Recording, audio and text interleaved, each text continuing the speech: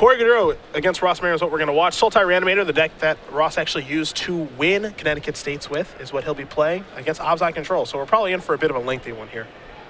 Yeah, Corey's list, a lot of removal, a couple planeswalkers, Tasigur, Siege Rhino, and Courser just as creatures. Pretty typical list here. 2 copies of Utter End. That's a lot of copies of Utter End, but otherwise a pretty straightforward list. Full price. Full retail. Full retail, excuse me. Both players going to start from the Llanowar Waste here. How about 3 Llanowar Waste to begin things? Why not in round number 3 here from Providence? A Forest and a Caryatid. Merriam will pass the turn over to Corey. It's a Windswept Heath and a passing of the turn. So Merriam with a little bit of acceleration here. Now it's Courser of Crewfix. We'll take a look at that top card.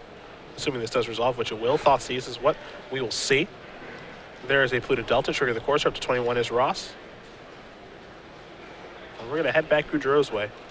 Gaudreau going to sacrifice his Windswept Heath. He'll go down to 19. A Plains or a Forest on the way. And it will be a Plains. And a card to look out for in this matchup, Corey does have a main deck copy of Ugin the Spirit Dragon. Sultai Reanimator plays so much to the board and is on the slower side of things that the Ugin shows up, Ross can go from a winning position to out of the game in very short notice.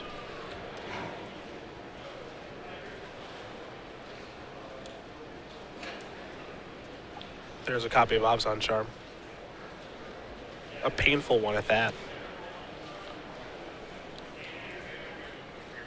2 cards coming here for Gaudreau. Ross also with a Dragon Lord Atarka in his list. Oh, a little splishy splash. Yep, he's got a Frontier Bivouac and a Mana Confluence to cast it. He has Sylvan Caryatid, and he can also just Whip of Erebos it back. That's pretty adorable. Not too hard to actually cast in this deck. There's a copy of Tasigur. Pass the turn back. Thoughtseize the draw. Opulent Palace on top of the deck. Opulent Palace will now enter the battlefield. Courser will allow Ross to gain a life. And there is the Frontier Bivouac. A giveaway that something's up. Might be a little innocuous, honestly.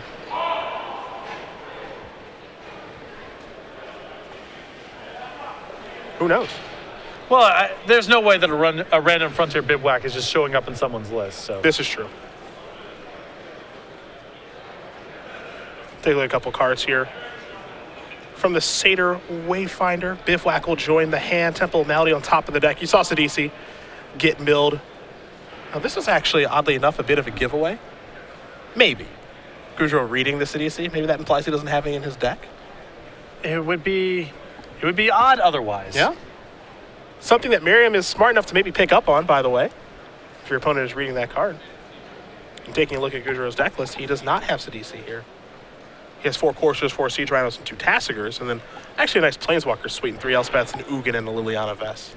Although we have seen Sidisi incorporated into some Obzon control lists, most notably Jacob Wilson's winning deck full list from the Invitational. Absolutely. Satyr Wayfinder showing up in that list to facilitate it. Elspeth tokens were very prevalently involved. Here's a Thoughtseize from Merriam. A Tasigur, a Bile-Blight, and just a couple of lands there. Windswept Heath, a Forest, and a Temple of Malady. I'd imagine Ross does not really care very much about Bile-Blight in this kind of matchup, so even though there's already a Tasigur in play, I think Tasigur the likely selection. See Ross going to turn over his top card there from Coursers. It should be turned over. It's a copy of Manic Influence. It can certainly influence his decision with the Thoughtseize. But I'm with you. I'd be surprised if he selects Bile-Blight. Seems like Tasigur would be the best choice. Seems like Tasigur will be the choice.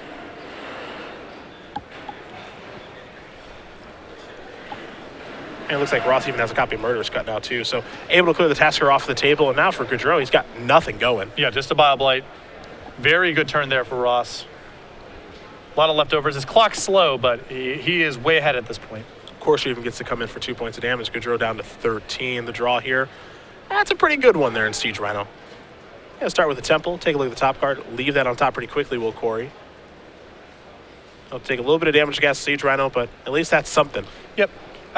This is one of the matchups where Siege Rhino is not a high-impact card because the matchup's not really about attacking or blocking so much as it is about overpowering people. That said, at this stage, it's one of Corey's better draws. Manic Influence the draw there from Merriam. Thoughtseize on top of the deck. Ross will play the Manic Influence. He'll trigger. Gain some life. Here's a bunch of mana. And there is Dragonlord Slumgar. This belongs to Ross Merriam now. Not shabby. Not a shabby turn. Not at all. Into the red zone comes Merriam with his Courser and Satyr Wayfinder. So now Gaudreau needs to find a removal spell to get that Dragonlord off of the table. Now, don't forget, he did keep his top card on top with the Scry from Temple of Malady. So hopefully it's a helpful one for him in this situation. It's an Abzan Charm. I was about to say, it's unlikely that he kept something like Hero's Downfall on the top because you need to find something proactive. But Abzan Charm makes a lot of sense that he would have left it on top because it is shaping up to be the type of game where drawing 2 cards looks good. And in here, it's not bad to just gas up a little bit. I thought he might use the removal spell mode of that to get the Dragonlord off of the table. So I actually like this play a lot from Corey. Okay. Because the game is shaping up to be one where I don't think he can win by trading 1 for 1. Ross is just too far ahead in card advantage and so forth. So if I'm in Corey's spot, I just sort of want to race to End Hostilities or Ugin or something of the sort. Yeah, there is one copy of End Hostilities here and then one copy of Ugin to draw to. So that does make a little bit of sense. Yeah, if you don't think that you can win the 1 for 1 game, which is arguable that he can, or it's arguable that he can't, I can see where you're coming from with that. Ross's hand might be all lands and maybe you can still win a conventional game, but I just don't think that's really the case. Ross is going to send in with everybody. It means there's some blocking to be done here. Also, it gives him the max greed play where you Abzan Charm into a removal spell, and then you get the best of both worlds. Sure. I think Corey need to make a greedy play that turn to try to catch up, even though it looks weird. Thought he was going to take Bile Blight. The thing that's tough here for Corey, and we already know the top card of his deck is the Temple of Malady, is that he's sitting at 1 life. So I don't think there's any way out of this situation because we know that he's drawing a land. You see the top card, it's got to be Hero's Downfall. Merriam knows all the cards in his hand are lands. So I think he's on a no-for in this situation. Yeah, he can go up to 2, he can chump block something, but he can't survive. Ross Merriam going to win game number 1 here against Corey Gaudreau. Sultai Reanimator up a game over Abzan Controls. Take a look at the sideboards here. We will start with Corey. His build a little more controlling, not very mid-range-esque. You're not going to find Sylvan Caryatid or Satyr Wayfinder. You will find 2 Duress and Erase, 2 Farika's Cure, Bile Blight, 3 Drown of Sorrow, a Foul Tongue Invocation, 2 Read the Bones, 2 Nissa World Waker, and Hostilities in the sideboard. So I kind of want to just go bigger and more powerful in this kind of matchup, a lot of card advantage, so I like the copies of Read the Bones. I think the Duresses are okay, even though Ross's deck is a little light on spells. He's probably boarding into more of them, and the spells he does have are very significant in the games. I think the End Hostility and the 2 copies of Nissa can also come in as well. What do we see on Merriam's side? 3 copies of Disdainful Stroke, a Treasure Cruise, a Thoughtseize, 2 copies of Ultimate Price, 2 Drowned Sorrows, a Doomweight Giant, a Soul of Innistrad, a Reclamation Sage, a Hornet Queen, a Farika God of Affliction, and a Merciless Executioner. I think you just want the stuff for attrition-style games. I think the Farika come in. Reclamation Sage is not horrible in this matchup because, of course, her Crewfix, though it's a little low impact. I like the Soul of Innistrad, I like the Thoughtseize, the Treasure Cruise, and I especially like 3 copies of Disdainful Stroke. Very good against a deck like Abzan Control, where most of the significant stuff is 4 mana or more. Fair enough. Both players will go to the drawing board here, and we will talk about the Star City Games Spring Sale. While they do, new items added every day at 11 a.m. till the end of the month. Yeah, and it gets updated every day at 11 a.m. as you mentioned, Eastern Time, so it's worth checking out every single day. A lot of very good deals on a variety of items, cards, sealed products, and so forth. I actually made a purchase myself a few days ago for an item that was on sale. Very nice. So there's some good deals going on. You should check it out. I know there was a land sale one of those days, and I'm a land guy. That's the sale I capitalized on. Very nice. Very smart. Used some of my store credit, got some foil flooded strands. Ugh. They just get buried in the box. I'm not doing anything with them. They're just buried. Okay. This is different from the red box. Right. There's just a box of possessions that I'm going to be buried with, of some value, and the flooded strands go into that box. And if times get tough, you can ship them out. Exactly. Boom. Basically, my plan is to use whatever money I have left over when I die to build a booby-trapped tomb with a treasure box, and anyone who gets to it gets to keep it. So the flooded strands are going into that. Ooh, this sounds like a fun game. Oh yeah, I got a lot of planning already done for this. So is this going to be more of a game show? I don't think you're allowed to videotape it, but whatever. Head over to the website every day. 11 a.m. Eastern Time, Monday through Friday. New sales going on, some good deals there on a variety of products, individual cards. You know the website, StarCityGames.com. It's like Win Ben Stein's money, except for it's Win Patrick Sullivan's foil flooded strands. And a booby-trapped tomb. Sort of, in a booby-trapped tomb. It's like, have you seen the show Legend of the Hidden Temple? I don't believe so. Well, first of all, you're missing out on one of life's greatest television shows. Okay. A Nickelodeon classic. Okay. But this seems like this would be kind of your show. Sure. It's just it's a kid show. very Double Dare-esque. This leads me to believe that you haven't seen very many Nickelodeon game shows. I saw the one where it's basically like a mousetrap one where there's a bunch of green slime and... Oh, that's Guts? Yeah, that sounds right. Yeah, Do You Have It? Yeah, that sounds right. I have seen that one. A great show. There was a Wild and Crazy Kids. Yep. Double Dare. I think Double Dare is the show that we're thinking of. I don't think it's Guts. It was a long time ago, but that's the only Nickelodeon program that I really recall. Okay. I think the slime you're talking about, I believe, is called Gak. Mm-hmm. Yep. I did not watch a lot of Nickelodeon as a child. Yeah, I know you were too busy reading The Economist and drinking coffee at a young age. Pretty joyless. Yes.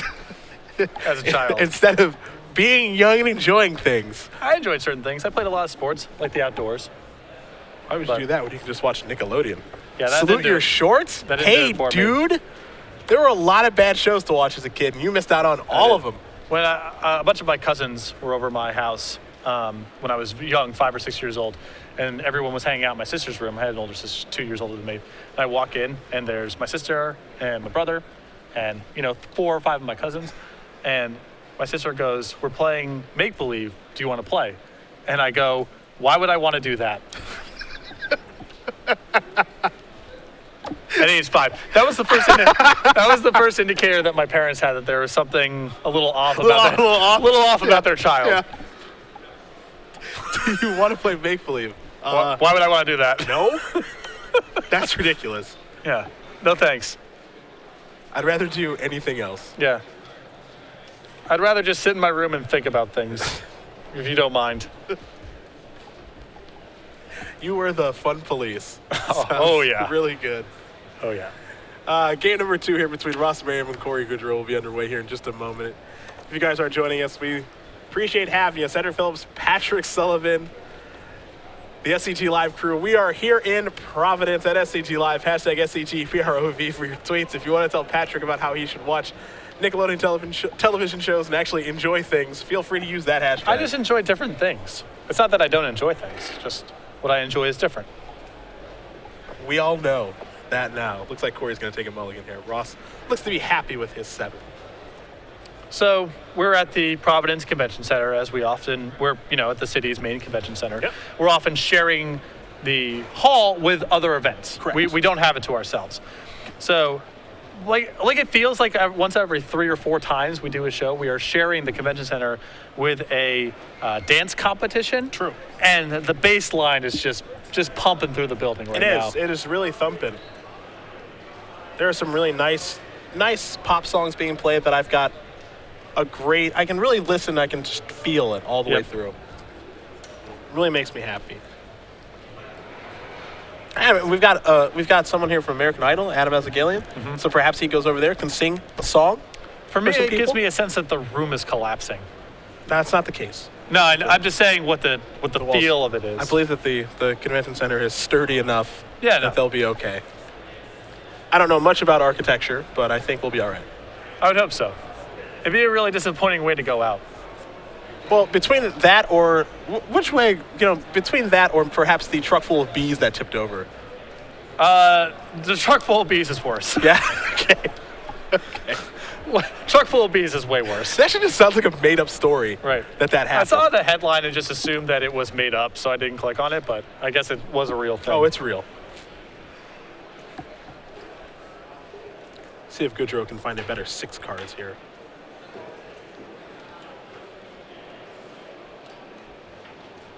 Doesn't look like he's thrilled at what he's looking at. But he's going to keep it. He gets to play first. It's the Sandstorm Citadel. We are underway here in game number 2. Temple of Malady here from Merriam. Take a look at that top card. It'll become the bottom card as we head back Corey's way. So Corey's plan in the post-board games is sort of just to lean on his 2-for-1s like Obzon Charm and Read the Bones to break up what Ross is doing and overpower him with just generically better 1-for-1 cards like Elspeth, Ugin, and Hostilities. When Ross is able to get all of his interlocking pieces into play, his deck's far more powerful. So Ross does not have a second land to play. This is also a path to victory for Corey, is Ross just dying with 1 land in play. Of course, sir. Take a look at that top card. It's a Tassiger. it leads me to believe that Ross has kept a hand that has Sylvan Caryatid or Satyr Wayfinder or something. I should hope so. Yeah, and has not drawn anything. And that Thoughtseize will probably let us find out here a turn from now. Corey might just be busy casting stuff. I mean, Thoughtseizing an opponent who's discarding a hand size anyway isn't really that potent. So if I'm Corey, yeah, I don't mind shuffling away this Thoughtseize. Just find stuff to do while Ross is stumbling on his mana. Well, Corey does sacrifice the fetch land, so he will be shuffling away the Thoughtseize. Looks like he's going to go with a Plains, and he will. Ladies and gentlemen, Going to stay net neutral at life. I just have one quick announcement. If anybody is here with the party of Roth Sonia, is anybody here with Roth Sonia? So we'll see what's going to come now. Like a card like a Siege Rhino could just put a close to this game right now. Exactly. And that's why I like shuffling away the Thoughtseize, because if Corey could just do this stuff, it doesn't matter if Ross is able to untap, find a land, and start developing his mana a little bit. This also forces Ross to find a land right now, or this game is probably over. Now Ross did find a land in Polluted Delta. And it's important, I think, too, for Ross that that land actually enters the battlefield untapped. Yeah, because if he draws another temple here or an opulent palace, he's taking 5. If Corey has any sort of follow-up, that's just it. Yeah. If Ross has a Caryatid, there's still some hope. I mean, the discarding has made a potential Murderous Cut a little bit more efficient. Yeah, the Satyr Wayfinder will help that as well. So we'll take a look at some cards here. Whip of Erebos, Soul of Innistrad, Frontier Bivouac, Polluted Delta. He might be forced into taking the Delta here. Bivouac might be too slow. Yeah, if he's got a Murderous Cut in his hand or a Caryatid, it becomes an argument for maybe taking the Bivouac, but I agree with you. In general, it looks like Ross is going to have a lot of pressure on him to just play mana untapped as much as possible because he's quite a bit behind right now. You mentioned the Bivouac. That allows him to cast Dragonlord Atarka, which that's not going to play a role in this game most likely. But I do like the fact that the Bivouac does really, you know, it just seems like maybe he needs a 5th blue-green land. Yes. You know, it doesn't really scream, oh, he's splashing red for something too.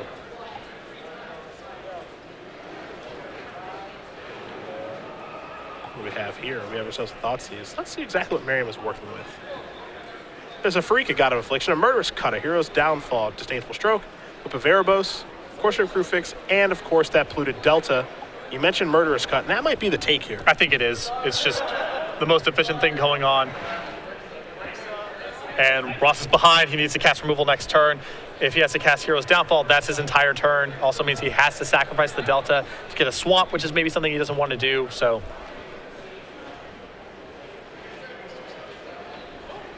we'll see what Gaudreau wants to select here in just a moment. You see his hand. He's got a Tasker and Abzan Charm over there.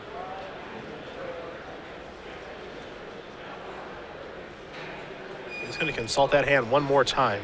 Make sure he's making the right decision here.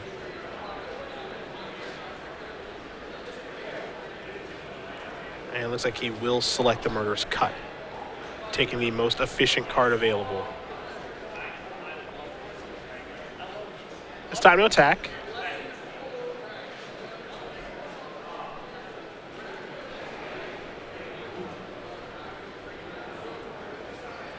See if Merriam has any interest in chump blocking that Courser of Crewfix. That's chump blocking. Siege Rhino's not really going to get a lot done. yeah, the question now is, basically the decision is, do you hope to be able to chump block something better, or are you worried about Corey removing the Wayfinder somewhere down the line and not allowing you to block at all? Temple of Silence. Siege Rhino's on top of the deck. Siege Rhino is staying on top of the deck. Yeah, I like keeping Siege Rhino there. Good choice. Force the draw here for Ross. It's another untapped mana. I suspect that the Siege Rhino on top of Corey's deck is going to be a little bit too much to overcome here. But Ross was kind of shaping up to be able to start to come back a little bit here. Potentially, potentially. That Thoughtseize was big on Gaudreau's side, of course.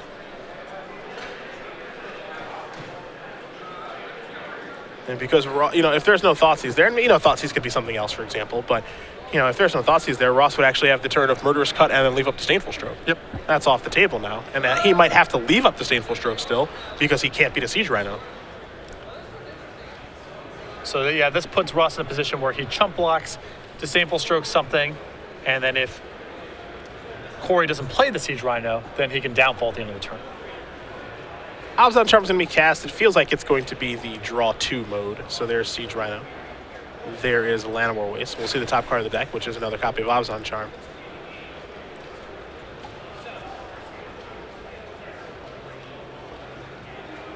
Gaudreau will draw that Abzan Charm for his turn. We'll see the top card of his deck here in just a second, which is another copy of Courser Crewfix. There's the attack. There's the chump block. 4 damage will come across. Merriam's going to go down to 4. Corey going to try to cast this Siege Rhino into the Disdainful Stroke that he knows about. And I actually don't love that play that turn. I think he's probably better served just casting Courser. Yeah, especially with the Abzan Charm left over in hand. This feels like the kind of spot where you know what Ross's hand is, you know what his play is for this turn. You also know that Ross has a copy of Hero's Downfall in hand. So, you know, next turn, he's going to sacrifice his Polluted Delta, go down to 3, Hero's Downfall the Rhino, and then the Courser attack puts him down to 1. Yeah, Ross's hand is kind of on the table at that spot. You know what he's saying. He's saying to you, if you play something big, I'm going to Disdainful Stroke it.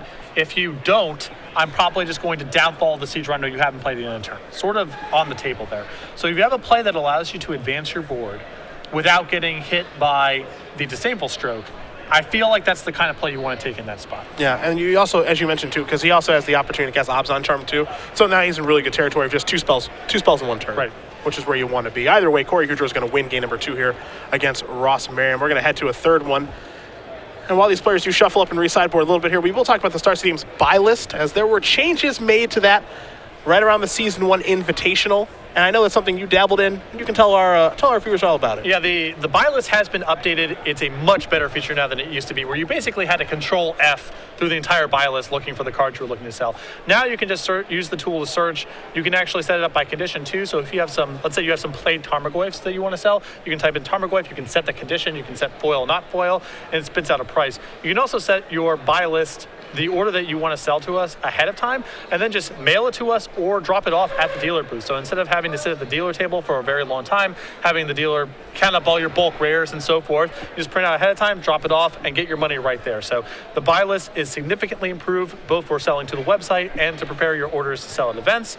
And it's much smoother than before. So you can get over to starcgames.com/buy list. You need to have an account registered with the buy list to be able to check it out, but that's just doing that anyway. It's a significant improvement over the previous buy list. So if you used it in the past, found it to be a little cumbersome or were frustrated by it, I suggest checking it out again because the update's a much better build.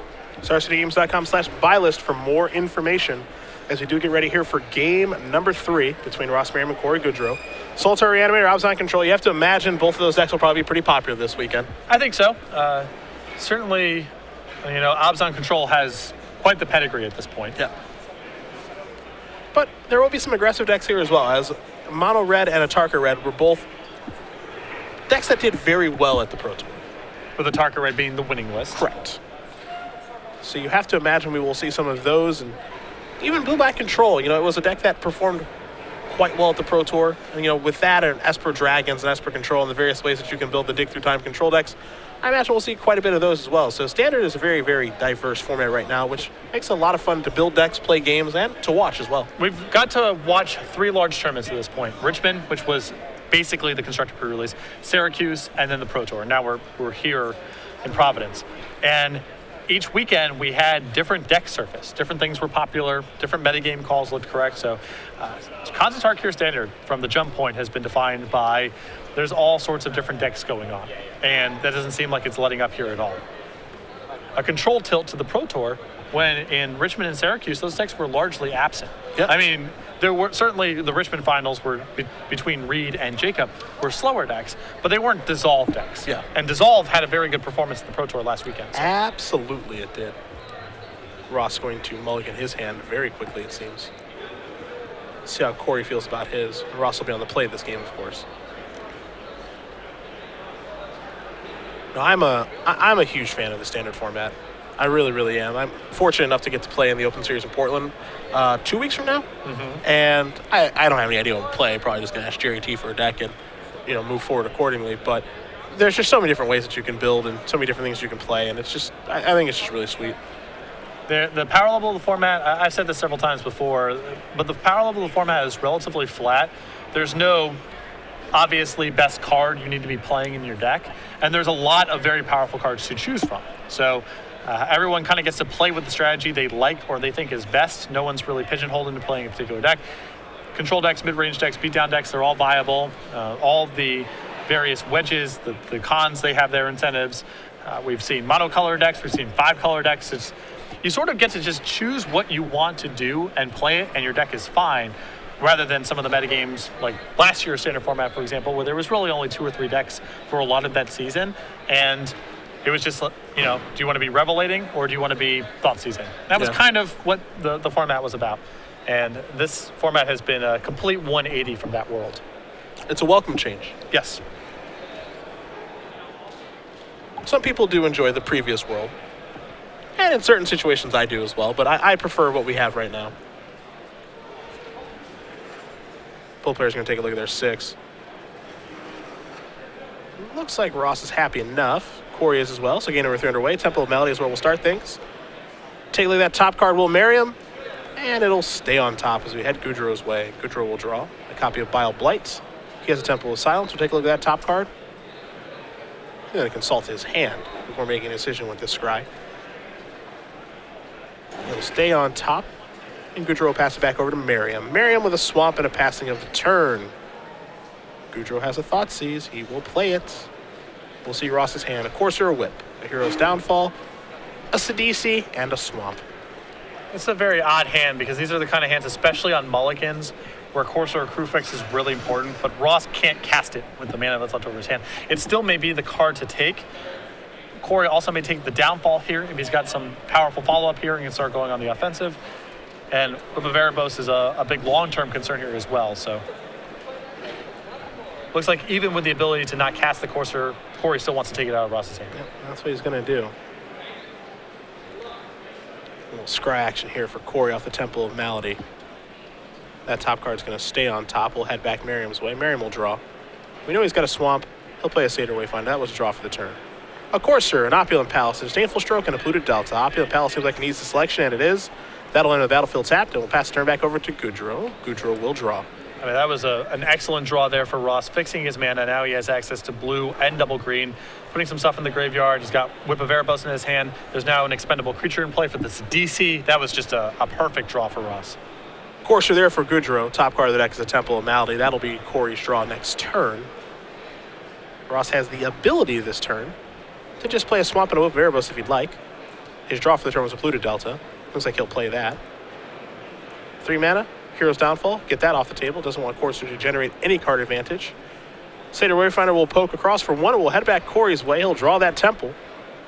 He's got Knobs on Charm in hand. We'll see what else he can do this turn.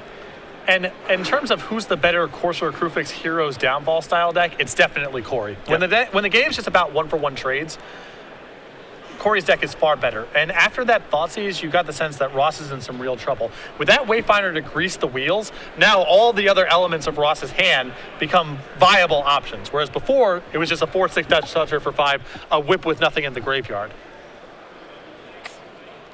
It's so important for Ross to have something to prime the pump a little bit with his graveyard. But once he gets it going, his deck does the more powerful stuff.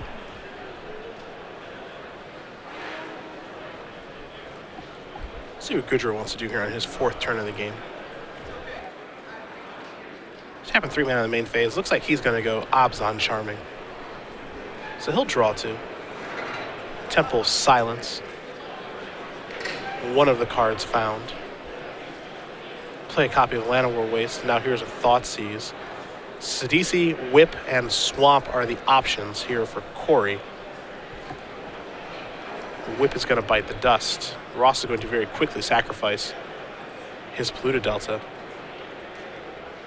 Corey basically saying, I'm not scared of your Sidisi with this selection. Or perhaps he's saying that Whip is just too powerful. Yeah, he may not have an answer right now for Whip of Erebos, though it does present the problem of Ross just being able to tutor for another one. It might mean that Corey has another discard spell in his hand. He's anticipating Ross will go untap and tutor, and then Corey can tag the tutor target with a discard spell and then fight through the Sidisi some other way. Let's see what the draw is here for Ross. Looks like it was just another polluted delta. Also, if he leaves the whip and takes a DC, Ross has the ability to just whip back the DC, and then Corey's kind of getting the worst of both worlds. So this play looks ugly from Corey's side of the table, but the Whip of Erebos is such a powerful long-term play that does much of the same damage that the DC does this turn, that I think that I like Corey just getting the whip out of the hand. The big question was, what was Ross going to select with his Sidisi tutor? And his weapon of choice is Treasure Cruise here. He wants to gas back up. Yep. It's something that Corey cannot easily trade 1-for-1 with. You know, Corey, you know, if Roscoe gets a whip, maybe Corey has an answer to it. He gets a random creature. It gets swept up by end hostilities. Treasure Cruise is just something that Corey can't counter. He can't stop. It's just happening. Yeah, I was very curious about what the card Ross was going to select there. You know, the thing that jumped to my mind immediately was a card like Farika, God of Affliction, which might be okay grinding the game down if Ross wants to maybe go that route. But he's decided to try to gas back up there with Treasure Cruise. Well, Farika, you know, if Corey has an Erase, it's really bad. If he has an Elspeth, it's really bad. There's ways for Farika to go wrong. Treasure Cruise is just going to work. Yep. No two ways about it. So it's the safest line from Ross and probably the most powerful. Gaudreau passed the turn back. Merriam's going to draw a card. Looks like he gets to go to his turn with his Treasure Cruise. And it's going to be a one-man Treasure Cruise, that's for sure.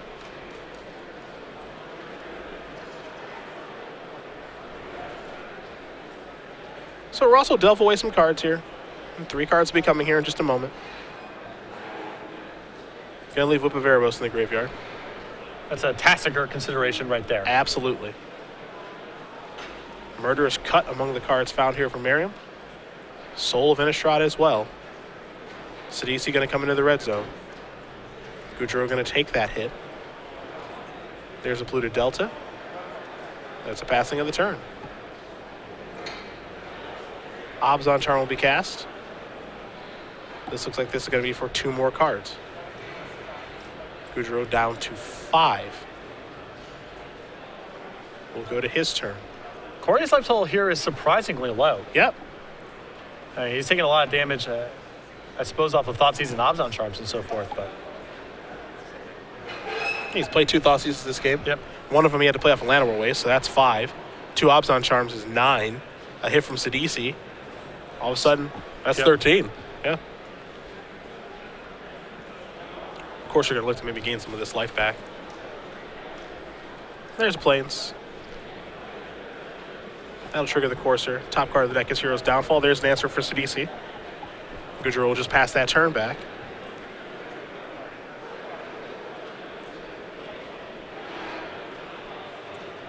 Merriam will untap and draw. Dragonlord Salumgar, I believe, was the draw. Step 1, however, is just attacking with the Sidisi.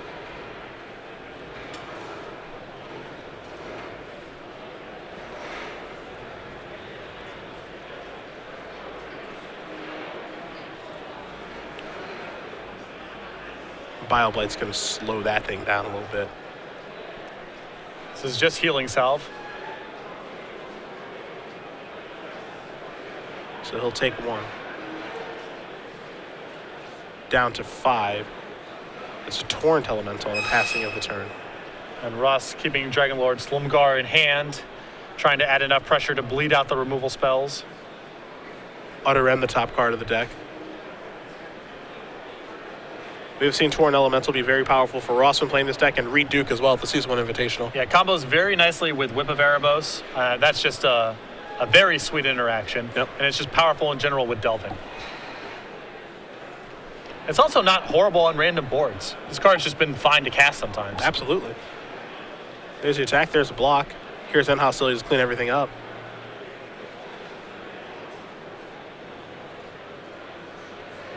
So this will work out just fine here for Gaudreau.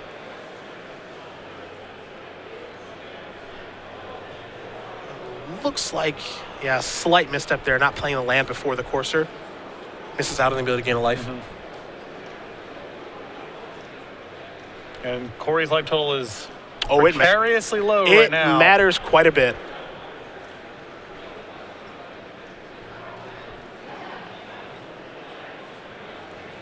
Ross has a land to play. It'll be a copy of Manic Influence. Somewhat troubling for Ross to see Utter End on top of the deck there, because I think with Hero's Downfall in Corey's hand, Ross would have liked to just jam Soul of Innistrad this turn, but now he can't do that because he doesn't want that to get hit by Utter End.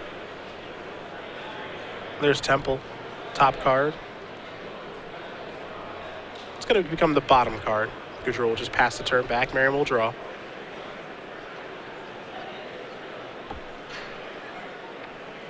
Merriam will play Leonard Waste, pass the turn back.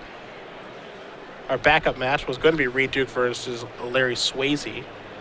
However, Larry Swayze defeated Reed Duke. So Duke picks up his first loss on the weekend. He moves down to 2-1. A forest here for Merriam.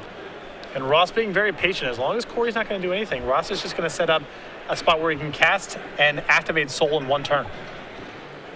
He's got a downfall in his hand, so if Corey had something proactive of his own, Ross has an answer to it.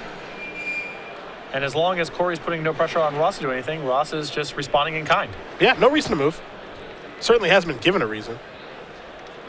And because Ross knows about the other end that's over there, if he's going to play anything, it wants to be something that he can play and get value from, like a card like Tasker, for example. Which I believe was his draw step this turn. And so I think you're going to see Tasker come into play, likely exiling the Tauren Elemental. Get that back on the cheap.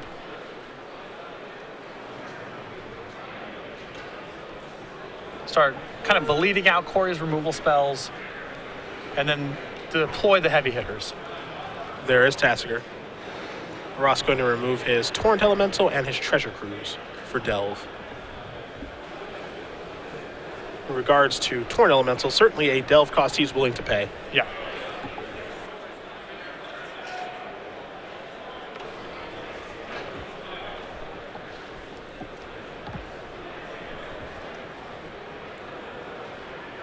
Other end is going to go after that. And it looks like we're going to get an activation. Ross will have to take one from the Mana Confluence. But he will do just that. And the other end is exactly what Ross wants to see here, because that's one less answer for the Soul of Innistrad in his hand. Tasker turned over a Satyr Wayfinder and a Courser, so Satyr Wayfinder added back to Merriam's hand. Here's a Courser of Crewfix. Finally some action there for Gaudreau. So he will cast that. Take a look at that top card. It's Tasker of his own. There's a Windswept Heath. In case Gaudreau wants to shuffle that Tasker away, he'll gain a life for playing it. Pass the turn back over to Merriam. Merriam will draw a card. He's worked that other end out of Corey's hand. Perhaps now we see the Soul of Innistrad. Looks like he will start with the Satyr Wayfinder. It's not been a Palace, a Disdainful Stroke, a Forest, and a Sidisi. Forest will go to the grip very quickly there for Ross. He'll play that Forest as his land for the turn.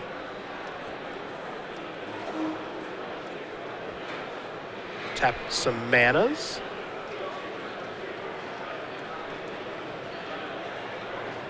Let's see what this is. There's the Soul. Does have Dragonlord Slumgar in hand as well as a 6-mana option. So Ross does not mind if this gets killed, and if it survives, that's great too. Soul of Innistrad in the graveyard still does a lot of work, and Dragonlord Slumgar is probably the card that Ross wants to ultimately set up here. It's probably the big payoff. Yeah. Hero's Downfall took care of the Soul. Tasker the draw here for Gaudreau. Take a look at the top card. It's a Windswept Heath.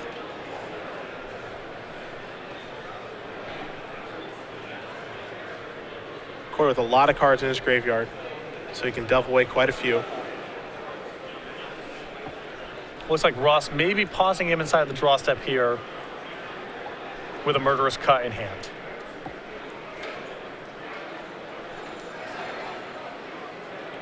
Looks like he's considering it. Gonna sacrifice Polluted Delta. Ah, smart.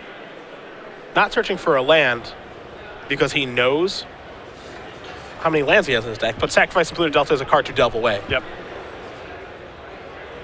And he wants to be able to control his graveyard, of course, for a card like Soul of Innistrad or for a card like Tassiger. So actually a pretty smart play there. There is a cost here in the sense that if anyone's Urborg shows up, then he's down to mana. But at this point, Ross probably does not worry about one individual land very much.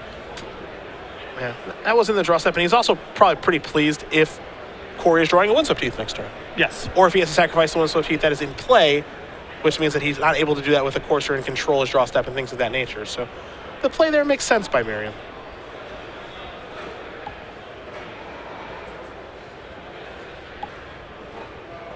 And there's a Plains. I think Gaudreau trying to figure out if I do things this way, is going to sacrifice his Windswept Teeth. How many times can I activate Tasker in one turn? Get a basic forest off that Windswept Teeth. So a slight misstep there by Corey. If he was going to go ahead and sacrifice the Windswept Teeth anyway, probably should have been while the Courser was still in play. Sure. Get some information.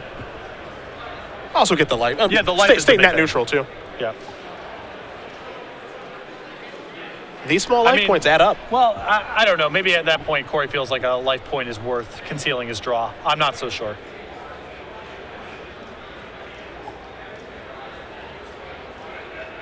There's Tasker.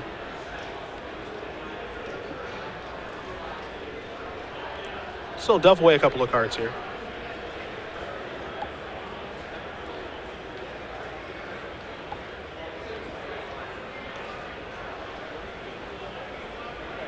Leave yourself enough mana available to activate Tasker twice.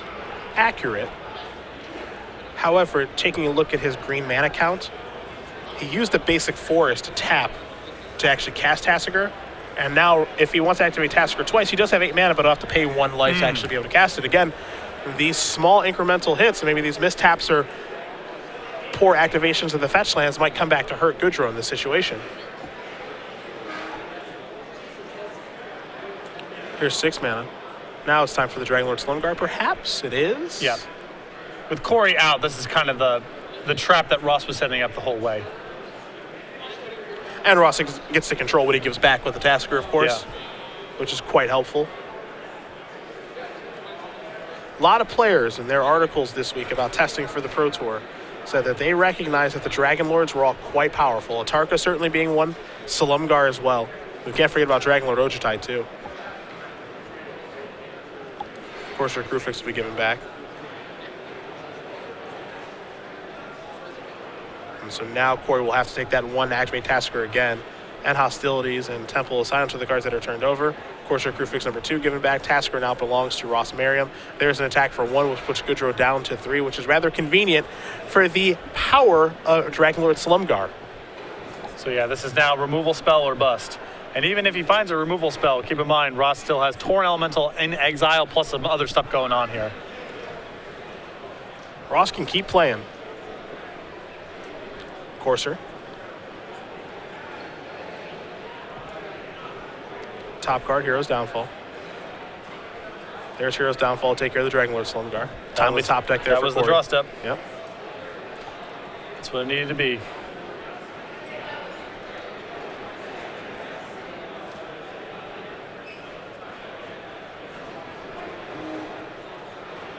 Hero's Downfall will take care of Tasker. Yeah, Ross doing this before. It goes back to Corey there, so Corey can activate the Tasker.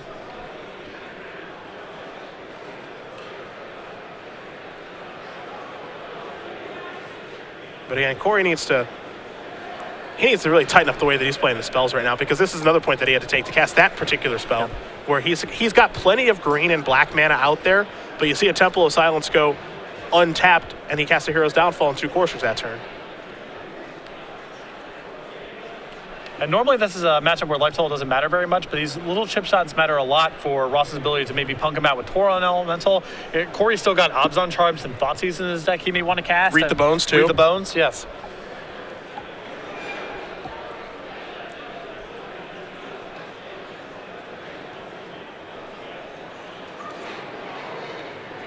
Ross going to rearrange some things.